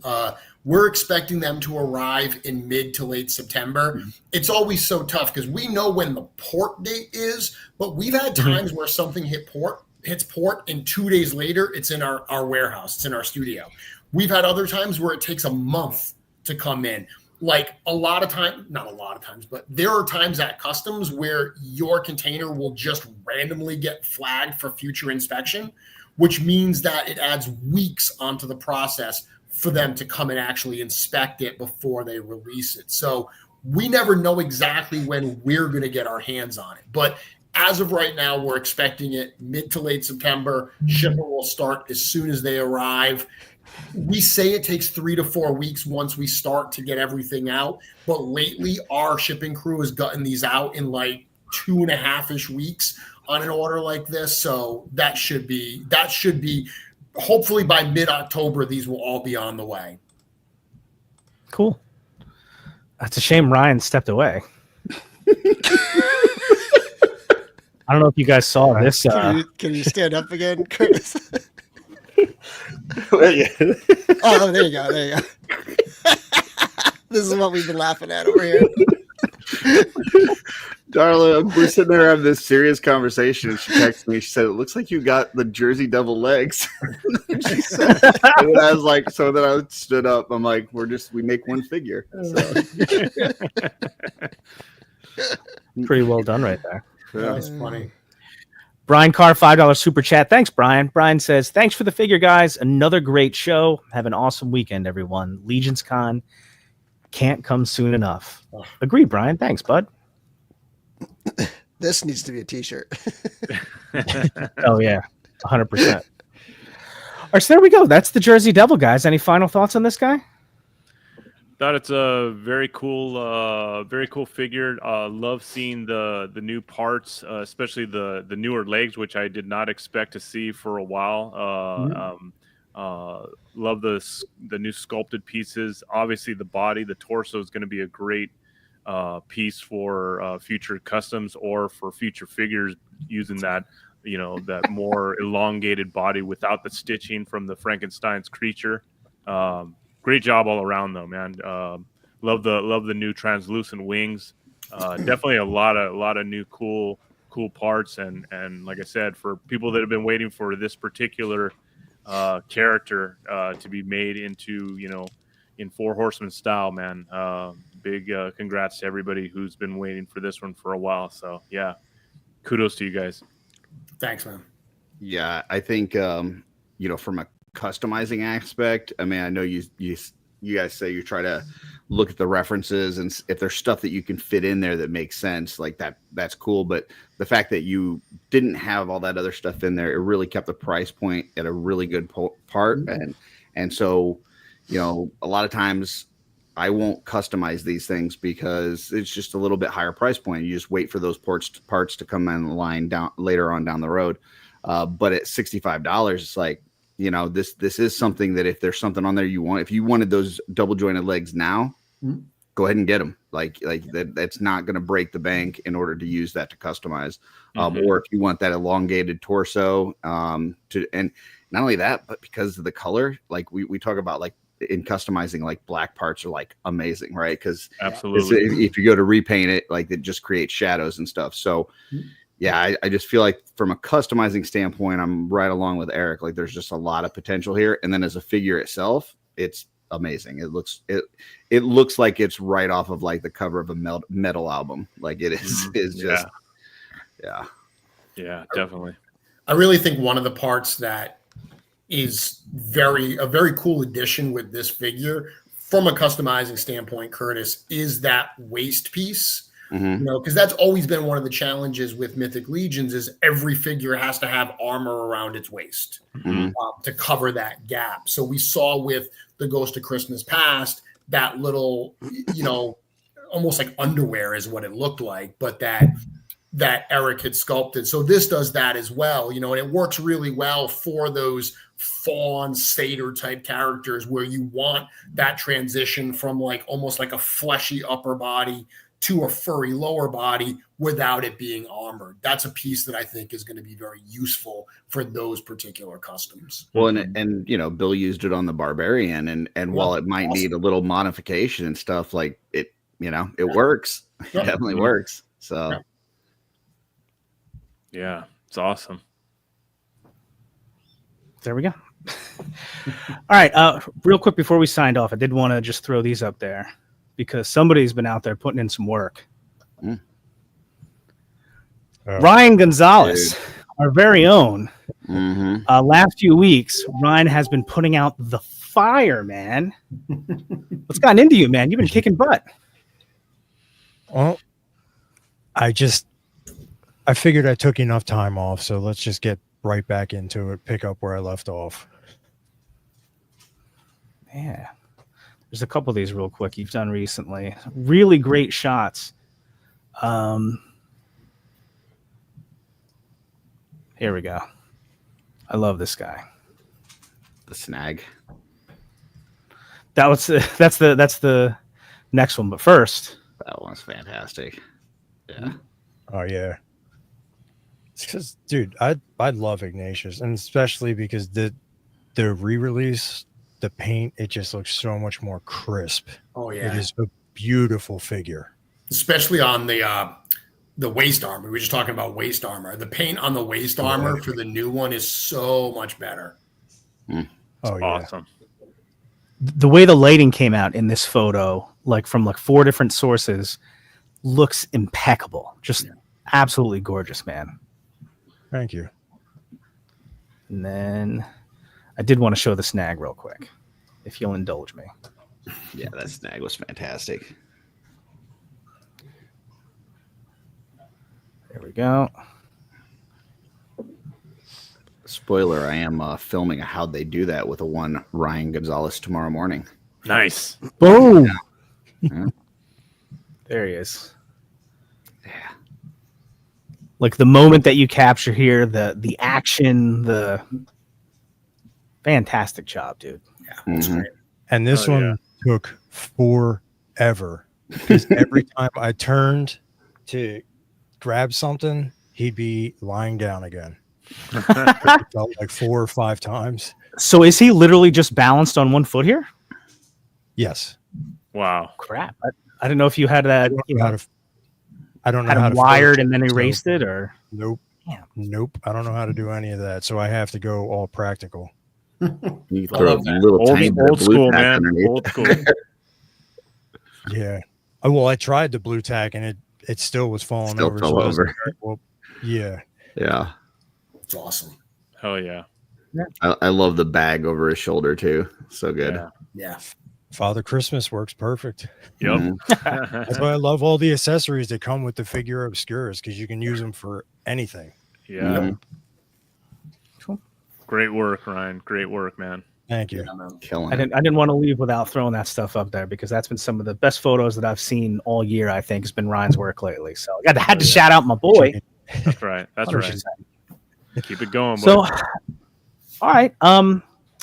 Thanks so much again, Jeremy, Bill, Curtis, for joining us. Yep. I say this all, every time we do one of these, that this is one of my favorite shows of the year. Figura Obscura Saturday. Specifically the fall one too, just because fall is my favorite season. I love the weather. I love Halloween. I love everything sort of about it. It's kind of like you're not even sad at the end of it because at the end of it you get Christmas. So it's like it's such a great season. Not even. You get Legion's Con, Legion's Con, Then you get- Thanksgiving. Thanksgiving, And then you get Christmas. Yeah, so it's awesome. I think Rick's comment in the chat is important. It should be highlighted for sure. Rick Emmert says, let me break it down for you. If you put out a Mythic Legions photo and it's not framed between 2 Carver torches in this county, you're going to jail.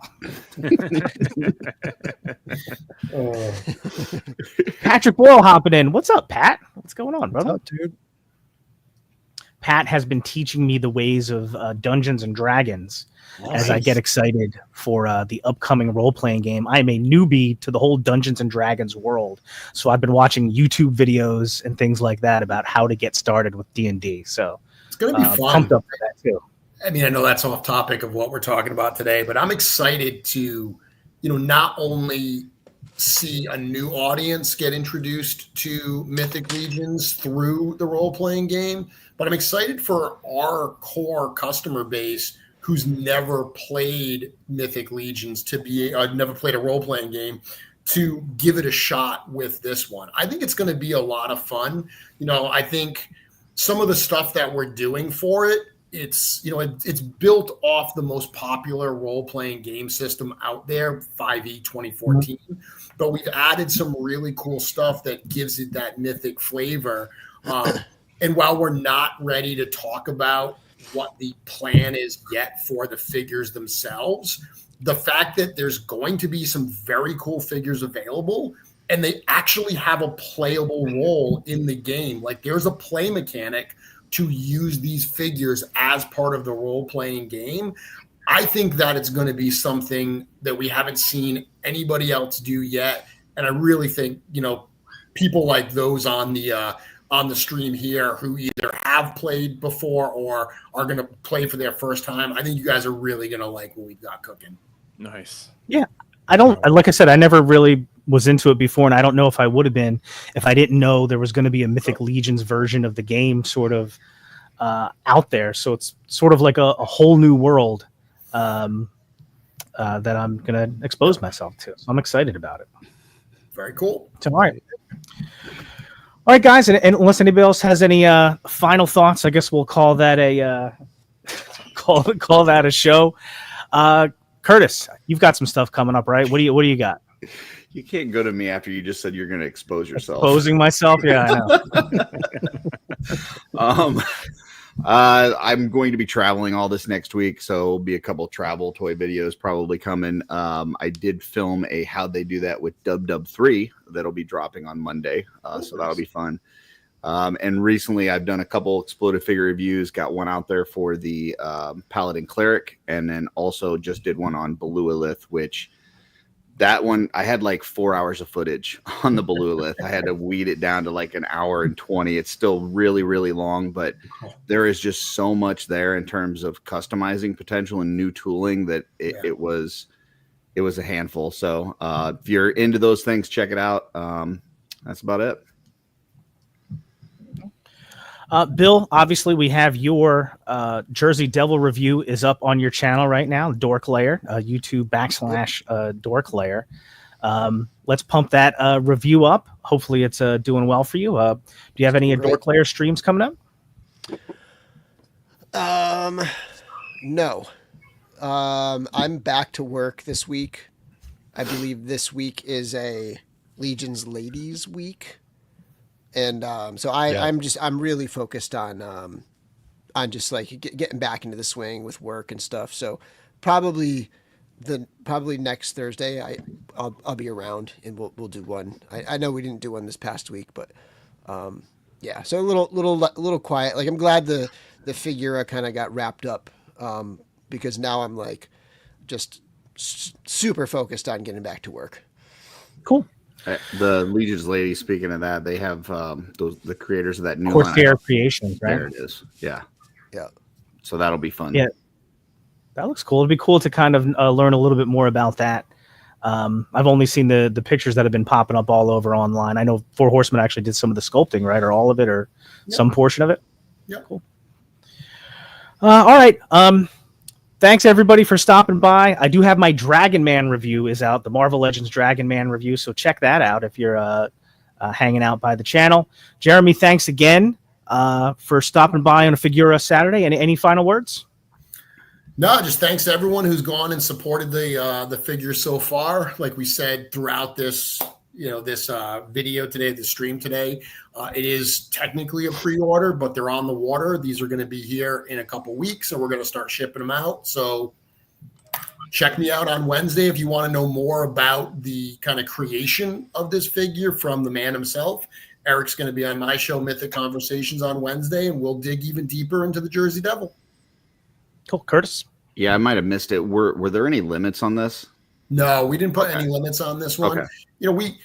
When we do limits, it's because we don't know how much something's going to sell. So we want to make sure that we have enough to get it out to as many as possible. But we've had enough of a track record with figuras now that I think we kind of know what demand's going to be. We're producing them in ample numbers that they shouldn't sell out within an hour. So we didn't put any limits on this one. So I just placed the second order. I just want to make sure I wasn't breaking any rules. No, dude. Okay. No limits. Go buy as many as you want. Is there a cutoff time on this first drop No, that you're expecting or no? No, there's no. I mean, we've sold through probably like 80% of the available stock already. So we're definitely towards the end of what's going to be available in this first drop. So I would definitely suggest people today or tomorrow to get in there and get your Jersey Devil if you want it, from this first drop. But then we'll put all the stuff back up on Friday. Cool. Real quick, $4.99 super chat from Kevin Boots saying, "Evening, gentlemen. Evening, Kevin. Boots. I would love to see what Boots would do with the Jersey Devil because he's awesome with those outdoor shots. So He is. Yeah. Yep. that'll be good stuff." I got a Kevin Boots photo of Sir Girard right here on my wall. Nice. Badass. How cool is that? Yeah. All right. Thanks again, guys. It's been a fun stream. Pretty sure we've got SDL coming up again next week where we'll have more stuff to talk about then. Until then, everybody have a really great week. Hope you enjoyed Figura Obscura Saturday. And until next time, don't forget the number one rule, which is Be cool. be cool. Later. So I'll see you guys in November.